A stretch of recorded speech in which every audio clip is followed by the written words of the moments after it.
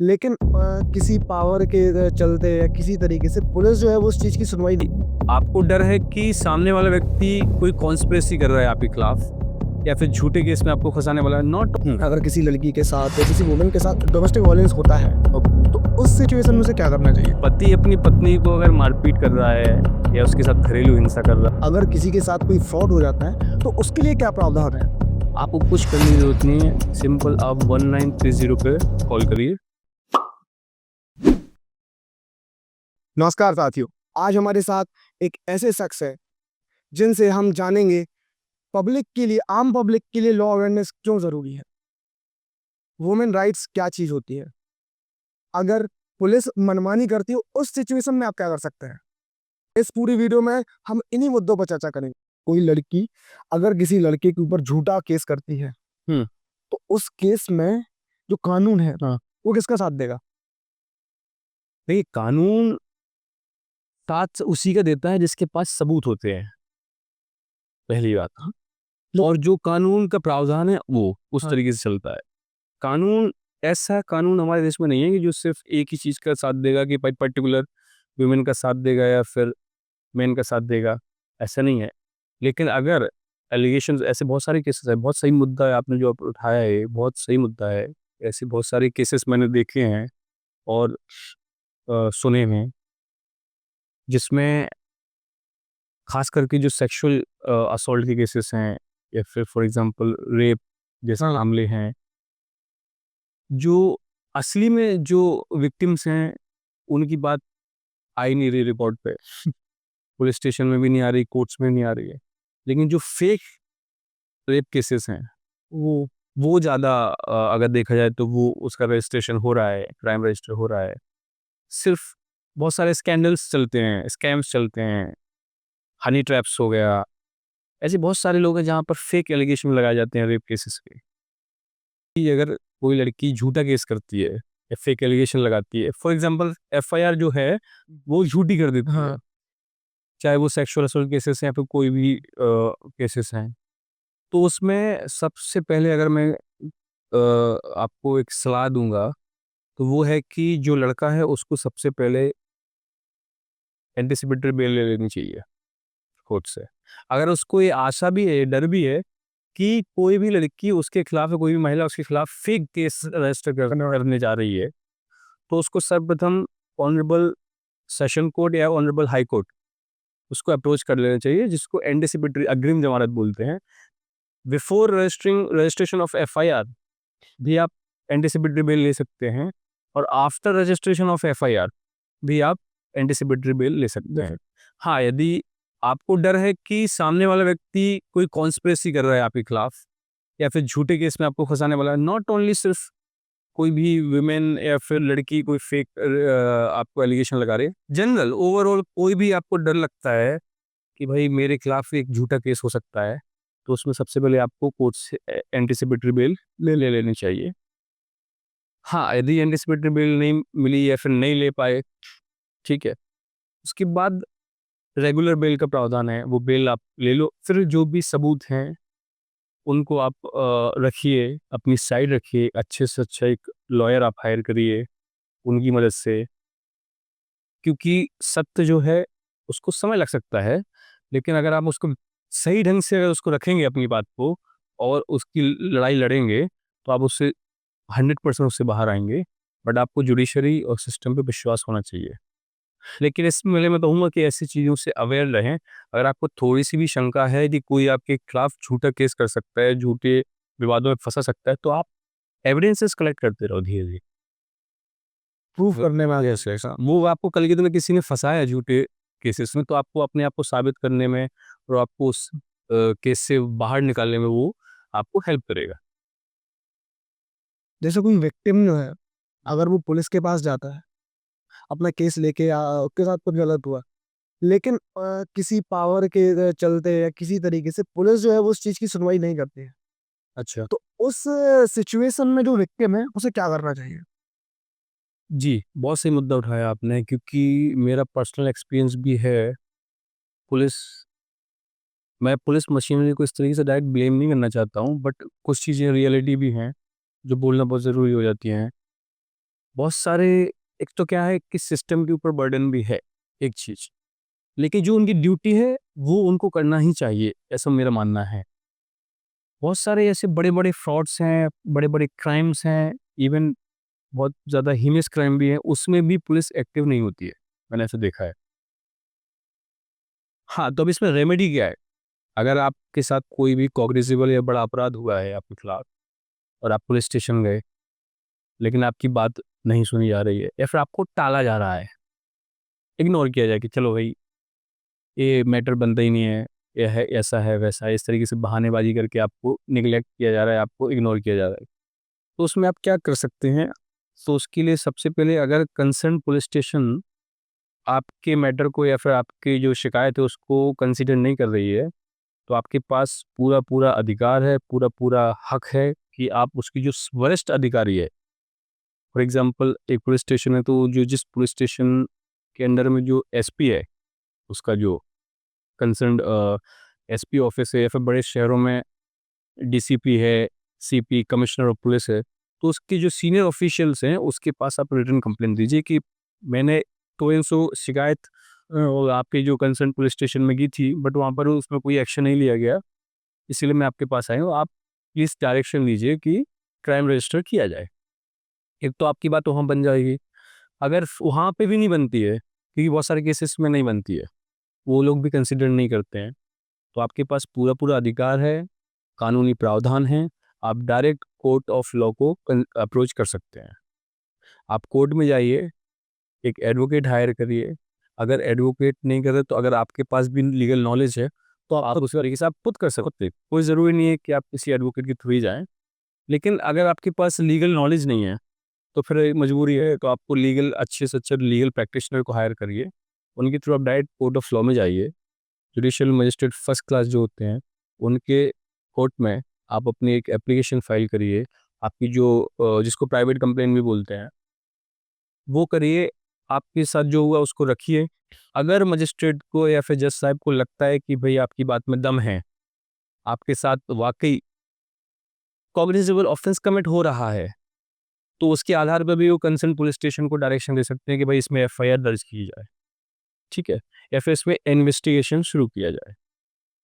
या फिर उनको लगता है कि नहीं, इसमें अभी आपका स्टेटमेंट लेना होगा, तो वो उसको एफआईआर का आदेश ना देते हुए पहले आपका स्टेटमेंट रिकॉर्ड करेंगे। उसके बाद उसमें इंक्वायरी करेंगे, अगर उनको लगा कि हाँ, संज्ञेय अपराध हो रहा है, तो फिर वो मैटर चलाएँगे। प्राइवेट मैटर भी चला सकते हैं और एफआईआर के आदेश भी दे सकते हैं। तो ऐसे कई प्रावधान हैं, अगर पुलिस फिर भी, और उसी के साथ-साथ क्या करना चाहिए कि अगर बड़ा मैटर है, कोई पुलिस आपकी नहीं सुन रही है, इसमें कोर्ट में जाएँगे समय लगेगा, थोड़ा समय लगता है प्रोसेस में। उस ह्यूमन राइट्स कमीशंस हो गई, state human rights commission, national human rights commission, यहाँ पर भी आप एक एप्लीकेशन भेज सकते हैं कि भाई कंसर्न पुलिस स्टेशन जो भी है, वो मेरी बात नहीं सुन रही है, या फिर जो भी आपके जनप्रतिनिधि होते हैं, जैसे कि विधायक हो गए, सांसद हो गए, या फिर कोई भी गाँव का सरपंच हो गए, इनके थ्रू अपनी बात रखवाने का भी प्रावधान आप कर सकते हैं, कदम उठा सकते हैं।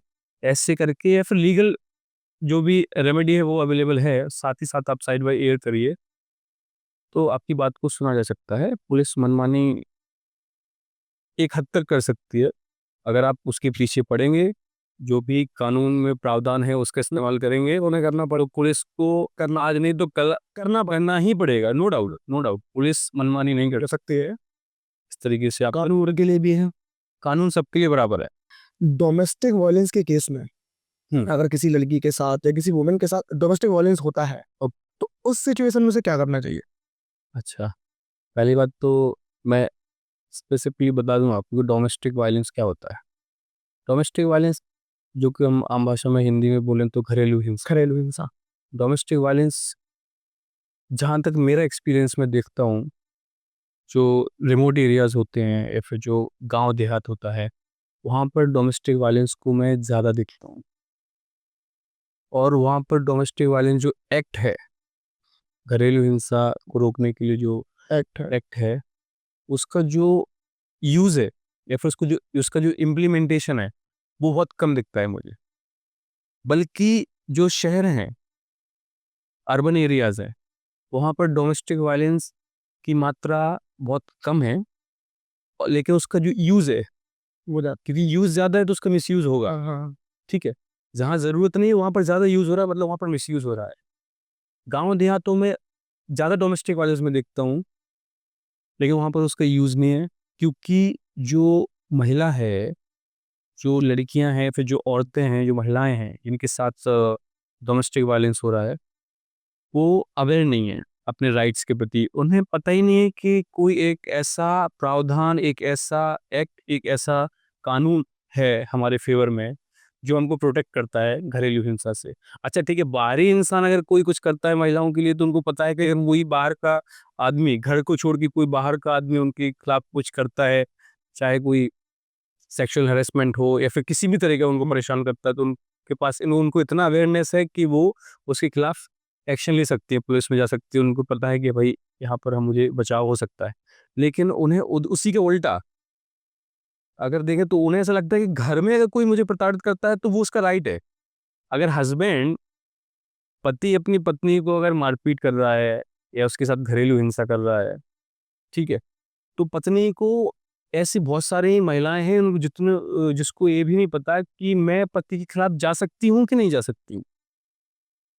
ये भी अवेयरनेस नहीं है, जागरूकता नहीं है। यदि किसी महिला के साथ डोमेस्टिक वायलेंस या घरेलू हिंसा हो रही है, तो उसको सबसे पहले लोकल पुलिस स्टेशन में जाना चाहिए। पहले तो सबसे पहले अपने आप को प्रोटेक्ट करना चाहिए उस चीज़ से। और अगर हो सके तो महिला क्या करे, जैसे ही उसके साथ डोमेस्टिक वायलेंस हो रहा है तो उसकी जो एविडेंस है, जो सबूत है, हाँ उसको इकट्ठा करना शुरू कर दे। जैसे फ़ोटोज़ हो गई, ऑडियो रिकॉर्डिंग हो गई, वीडियो रिकॉर्डिंग हो गई। तो जो इस तरीके से अगर उसने सबूत इकट्ठे करना शुरू किए, तो कल के दिन कोर्ट में वो ईज़ी जाएगा। उसको प्रूफ़ करना बहुत ईज़ी जाएगा कि हाँ, उसके साथ डोमेस्टिक वायलेंस हो रहा है। जो भी उसके घर परिवार के सदस्य या फिर पति उसके साथ डोमेस्टिक वायलेंस कर रहा है, तो उसके खिलाफ शिकायत करें। अगर वहाँ पर भी सुनवाई नहीं हो रही, तो सीधा-सीधा मजिस्ट्रेट के पास डोमेस्टिक वायलेंस एक्ट के अंडर वो अपना एक पिटीशन फाइल कर सकते हैं। जिसमें जो जिसके खिलाफ भी, जो चाहे वो पति हो या फिर अन्य सदस्य हों परिवार के, उसके खिलाफ वो डोमेस्टिक वायलेंस का केस चला सकती है। और बहुत ही अच्छा प्रोविज़न है। लेकिन हाँ, ये भी एक चीज़ है, दुर्भाग्य है कि इसका यूज़ ना हो, कि इसका मिसयूज़ भी बहुत होता है और बहुत ज़्यादा स्तर पे हो रहा है। हाँ बहुत बड़े स्तर पे हो रहा है, जो मैं देखता हूँ। लेकिन फिर भी ये चीज़ भी है कि जो जिसको ज़रूरत है वहाँ उनको जागरूकता ही नहीं है, उनको पता ही नहीं है कि डोमेस्टिक वायलेंस एक्ट भी है हमारे लिए। तो मैं इसके खिलाफ हूँ कि जो लोग बोलते हैं कि इसको डोमेस्टिक वायलेंस, ऐसे जो भी वुमेन, जो जेंडर इनको सपोर्ट करते हैं, जैसे एक्ट हैं या फिर लॉज़ हैं, और उसको ख़त्म कर देना चाहिए। नहीं, ख़त्म नहीं कर देना चाहिए, बट इसका इम्प्लीमेंटेशन जो है, वो ज़रूर में एक बहुत पर्टिकुलर तरीके से वो होना चाहिए। इसमें एक इन्वेस्टिगेशन होनी चाहिए प्रॉपर, उसके बाद केस रजिस्टर होना चाहिए। साइबर क्राइम्स बहुत बढ़ गए हैं। अगर किसी के साथ कोई फ्रॉड हो जाता है तो उसके लिए क्या प्रावधान है? अगर आपके साथ साइबर फ्रॉड हुआ है, उसमें सबसे इम्पोर्टेंट चीज़ अगर कोई है, तो वो है टाइम। फॉर एग्ज़ाम्पल, आपके साथ आपने ट्रांसफ़र किया पैसा, आपके साथ साइबर फ्रॉड हो चुका है अभी। आपको जल्दी से जल्दी उसको क्या करना है, रिपोर्ट करना है। और अभी जो मैकेनिज़्म है साइबर फ्रॉड को अपन को रिपोर्ट करने का, वो बहुत बेस्ट है। आपको कुछ करने की ज़रूरत नहीं है, सिंपल आप 1930 पे कॉल करिए। जो भी साइबर पोर्टल है उसके पास कॉल जाएगा, आपकी शिकायत को रजिस्टर किया जाएगा, और आपकी जो ट्रांज़ैक्शन डिटेल्स हैं, आपको वो प्रोवाइड करवाना है। जैसे ही आपने वो ट्रांज़ैक्शन डिटेल्स शेयर किए with the cyber portal officials, वो आपको क्या करते हैं, आपकी जो भी, आपको जो पैसा ट्रांसफ़र हुआ है उसको ट्रैक करते हैं, डिटेक्ट करते हैं, और जहाँ पे भी पैसा अभी तक है सर्कुलेट हो रहा है, वहाँ पर फ्रीज़ कर देते हैं। अच्छा। यस। और एक बार आपका पैसा जो है, बट एक चीज़ होती है, आप कितनी जल्दी से जल्दी उस चीज़ को रिपोर्ट करवाते हैं। अगर आप लेट हो गए, तो वो पैसा विथड्रॉ हो जाता है या फिर कहीं बाहर चला जाता है, ठीक है? आउट ऑफ रीच हो जाता है वो पैसा, तो फिर वहाँ पर पैसा रिकवर करना बहुत मुश्किल हो जाता है, ठीक है? लेकिन आपने जल्दी से जल्दी एक्शन लिए, या फिर आप साइबर पोर्टल पे जाके खुद में अपनी कंप्लेंट रजिस्टर कर सकते हैं bye filing the requisite details and your transaction details.